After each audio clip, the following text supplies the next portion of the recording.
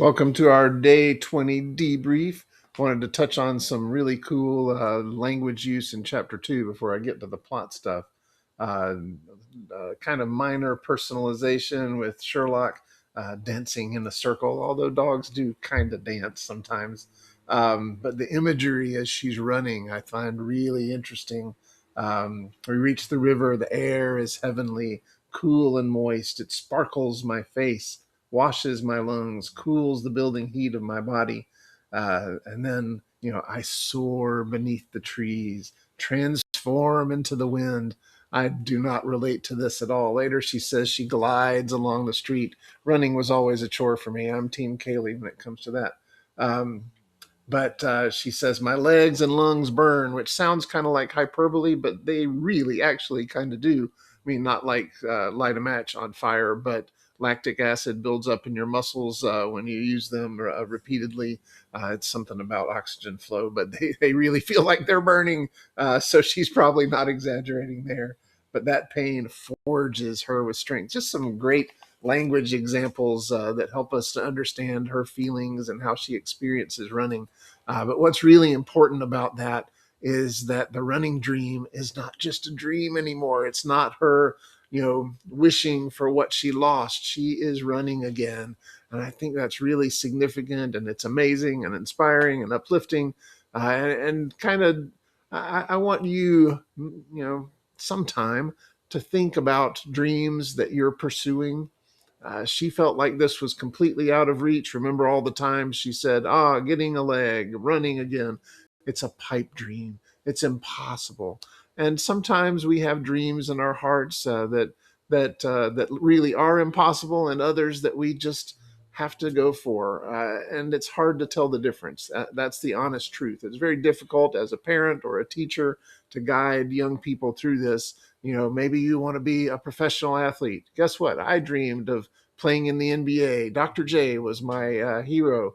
Uh, what if I had skipped all of my advanced classes and said, I don't need college, I'm going to be a basketball player? See, that's where having those dreams can really do you in. So keep options open, but just because somebody says, I don't think you can do that, or you're not sure, if it's a dream in your heart, at least put some effort into it and see what happens, but also keep grounded in reality. A very small percentage of people make money being professional athletes. A very tiny percentage of people make money on YouTube or being an influencer or going to Broadway and being a star. There's just always stay grounded in reality. That's my semi-parental advice for you today. I'll let that go. Pursue your dreams, but yeah, but there you go. Stay in reality. I think it's interesting that as Jessica's starting to sort of shift away from my life is over and I can't do anything to really feeling like she's herself again, she doesn't want Rosa to be left behind. She can easily see how they could start drifting again now that Jessica, is not in a wheelchair, having to sit at the special table, that kind of thing that threw them together. And it feels like she's kind of developing a new dream that's not really about her. That's neat, isn't it? When we start kind of plotting how we can make other people's lives better, we've turned some kind of corner in terms of maturity. Because when we're young, we're really thinking about what we want and what we need. And so I'm impressed by that this is where her mind goes. And she gets this idea and can't sleep. I really relate to that, and it's great that she decided to pursue that. And then, so we've been waiting to see what happens with Gavin, right? And he shows up on her morning run. This guy is working hard. He had been looking for her at school, showing up at lunch.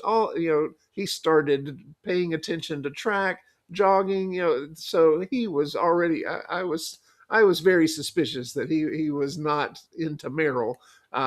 He was working hard to be around Jessica, and it was just kind of weird. So now we see kind of what was going on there. Um, you know, Listen, if somebody, male or female, shows up to run with you when they're not a runner, they are really interested. That's serious love right there. I think it's awesome that he finds her inspiring and wants to be near her, and now here she is kind of getting discouraged, thinking, oh, I'm not sure I'll be able to pull this off. And Gavin's like, you can do this. This was your first day.